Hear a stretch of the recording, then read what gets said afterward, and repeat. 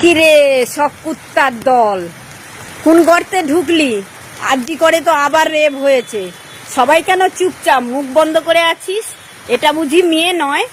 এটা বুঝি কোনো বাবা মায়ের সন্তান ছিল না? হ্যাঁ, আর এবারে এটা কে করলো? কেন্দ্রীয় বাহিনী। সব চোর, বুঝেছিস? তোদের না ঝুনঝুনিগুলো কেটে হাতে ধরিয়ে দিতে হয়। শয়তানগুলো, তোরা মানুষ হবি না কোনোদিন। যে সরকারি আসুক না কেন তার বদনাম করেই ছাড়বি। তোরা কোনোদিন মানুষ হবি না, বুঝেছিস? আমার কমেন্ট বক্সে এসে চট্টি চারটা বলিস না, চট্টি চারটার কুত্তাগুলো।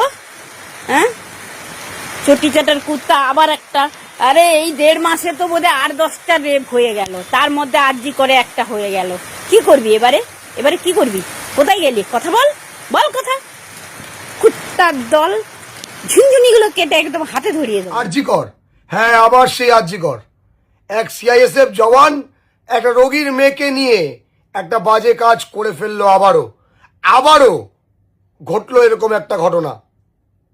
এইখানে আমি আজকে ভিডিওটা এই জন্যই বানাচ্ছি যে জানি না ভিডিওটা কত অব্দি যাবে, কিন্তু এই ভিডিওটা বানানোর আমার মূল উদ্দেশ্য হচ্ছে যে আজকে সিআইএসএফ জওয়ান যাদের অধীনে, যাদেরকে ভরসা করে সেই আরজি করে অভয়া কাণ্ডের পরে তাদের হাতে তুলে দেওয়া হয়েছিল পুরো দায়িত্ব, আজকেই তারা এরকম নক্কারজনক ঘটনা ঘটালো।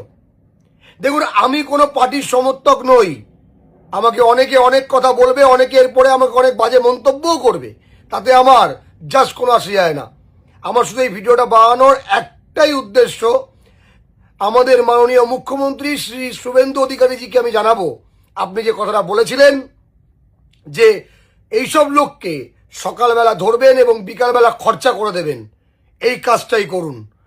এই কাজটা করতে বলছি এই কারণেই, এই মানুষগুলো, সে হতে পারে সিআইএসএফ জওয়ান, সে হতে পারে উচ্চপদস্থ আধিকারিক, সে হতে পারে আমার মতো মানুষ, বা সে হতে পারে যে কোনো অন্য কেউ, কিন্তু যেটা ভুল, যেটা পাপ, যেটা অন্যায়, সেটা অন্যায়।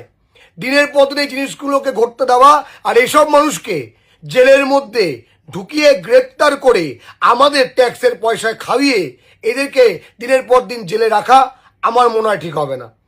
আমি আর্জি করব রাজ্যের সরকারকে, এইসব মানুষগুলোকে জাস্ট সকালে ধরুন আর বিকালবেলা খরচা করে দিন।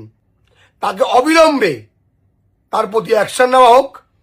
তাকে কোনো রকম কোনো কথা না বলে আমি আর্জি জানাবো, তাকে জাস্ট খরচা করে দেওয়া হোক।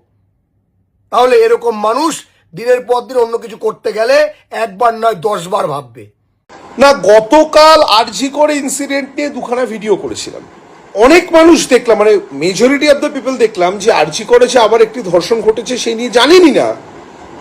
ইভেনচুয়ালি তাদের ভেতর থেকে অনেকজন যারা ফেসবুকে এবং হোয়াটসঅ্যাপে টেক্সট করে আমাকে সত্যতাটা যাচাই করার চেষ্টা করলেন বা জানলেন, তাদের প্রত্যেককে আমি নিউজ পেপারের ক্লিপটা ধরে ধরে ফরওয়ার্ড করেছি এবং ফরওয়ার্ড করে বলেছি যে হ্যাঁ ঘটনাটা সত্যি।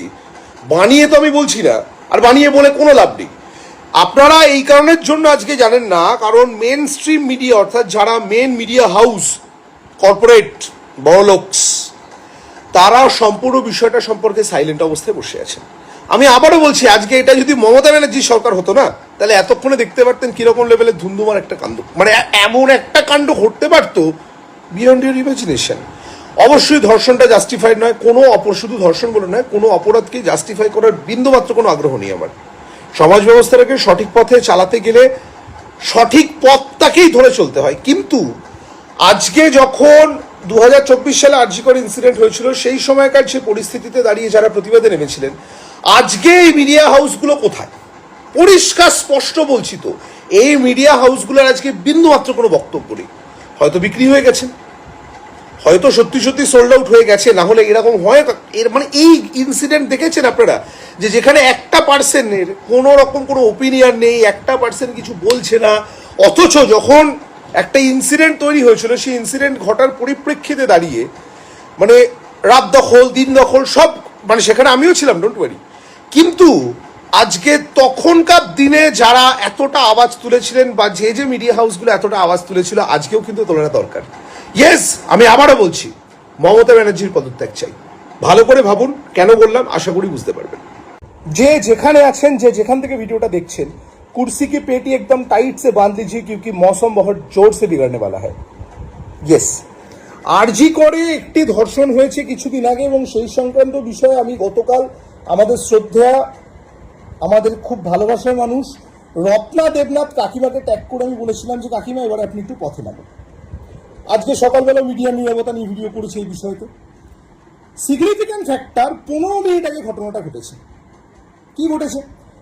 এই যে আরজি করে নতুন যে ধর্ষণটি হয়েছে এবং সেখানে যে সিআইএসএফ জামালি ধর্ষণের সাথে অভিযুক্ত বা এই ধর্ষণের ক্ষেত্রে অভিযুক্ত, সেই ভিকটিমের বড় ভাই নিজে আমার সাথে হোয়াটসঅ্যাপে একটু আগে কমিউনিকেট করেছেন এবং করে কমপ্লেন কপি থেকে শুরু করে এফআইআর কপি থেকে শুরু করে সব কিছু দেখলাম, কি কি ক্লজ সিজ হয়েছে সমস্ত জিনিসপত্রগুলো দেখলাম এবং সিগনিফিক্যান্ট ফ্যাক্টর মানে আমার তো মাথা গরম হয়ে যাচ্ছে এবারে। মানে কি কোন দিকে সমাজ ব্যবস্থাটা আমরা পৌঁছে যাচ্ছি। আজকে আমি অবশ্যই এগুলোর ডিটেলে ডিসক্লোজ করব না, কারণ নিপুণ সাক্সেনার জাজমেন্ট অনুযায়ী রেপ ভিকটিমের আইডেন্টিটি ডিসক্লোজ করা যায় না। পরিষ্কার স্পষ্ট করে একটা গাইডলাইন আছে বলে আমি বেশি কিছু বলতে পারছি না। কিন্তু আমি এই ভিকটিমের বড় ভাই যখন আমার সাথে কমিউনিকেট করলেন একটু আগে, আমার কাছে প্রমাণ আছে, দায়িত্ব নিয়ে বলছি আমার কাছে প্রমাণ আছে। যখন ওনারা একটু আগে কমিউনিকেট করলেন আমি সম্পূর্ণ কমপ্লেনের কপিটা দেখলাম, ওনার সাথে আমার ফোনেও কথা হলো, উনিও অবাক আমিও অবাক। উনিও বলছেন আমার যে স্যার দেখুন আপনি অন্তত তা আওয়াজটা তুলেছেন, আমি আপনার ভিডিও দেখে আপনার পুরো ফোন নাম্বার জোগাড় করে আমি আপনাকে কমিউনিকেট করেছি, কারণ একমাত্র আপনি সেই ব্যক্তি যিনি এই জিনিসটাকে নিয়ে কন্টিনিউয়াসলি সোশ্যাল মিডিয়াতে প্রতিবাদ করে যাচ্ছেন কোনো রাজনৈতিক রং না লাগিয়ে। ভুলে যান বিজেপি, ভুলে যান তৃণমূল, ভুলে যান সিপিএম, ভুলে যান ডিম, ভুলে যান অভিষেক ব্যানার্জি, ভুলে যান শুভেন্দু অধিকারী, ভুলে যান দিলীপ ঘোষ, সব ভুলে যান। সোশ্যাল ইস্যুতে এবারে রাস্তায় নামার সময় কিন্তু এসছে। কারণ দেখুন রাত দখল যখন হয়েছিল, অর্থাৎ আরজি করে ডক্টর দেবনাথের বা ডক্টর অভয়া দেবনাথের যখন ওই রকম ভাবে ধর্ষণ এবং যখন তাকে হত্যা করা হয়, সেখানে আমি নিজেও রাস্তায় নেমেছিলাম। এখন আমার ফেসবুক খুলে দেখবেন জল জল করছে পুরো ভিডিওগুলো, ছবিগুলো। তখন যখন রাত দখল হয়েছিল, আজকে একটা রাত দখল হবে না কেন? মানে শুধুমাত্র কি রাত দখলটা এই মুহূর্তে এখন হবে না যেহেতু ভিকটিম জীবিত আছেন? মানে আমি কিন্তু এটা কোনো অ্যাঙ্গেল থেকে ছোট করার উদ্দেশ্য নিয়ে বলছি না এবং কোনো কারোর বিরুদ্ধে কোনো কথা বলছি না। আমি সম্পূর্ণভাবে বলছি তখন যখন একটা আর কবে গান হয়েছিল, তখন যখন একটা রাত দখল হয়েছিল, তখন যখন একটা সবকিছু হয়েছিল, গোটা মেন স্ট্রিম মিডিয়া ঝাঁপিয়ে পড়েছিল টিআরপি গেইন করার জন্য, আজকে তারাই শুধুমাত্র মুখে কুলু পেটে কেন বসে আছে আমি বুঝতে পারছি না। আরে ঘন্টাখানেক সঙ্গে হোক না, আরে ঘন্টাখানেক সঙ্গে হোক, তারপরে সোজাসুজি একটা হোক কিছু। মানে সেই সময়ের ক্ষেত্রে দাঁড়িয়ে যারা এই সিচুয়েশনে এত বড় বড় রাজনৈতিক ফায়দা তুলেছেন, তাহলে আজকে তারা সাইলেন্ট মোডে চলে গেলেন কেন? আর সব থেকে বড় কথা, যত বড় বড় মিডিয়া কারোর মুখে কোনো কথা নেই।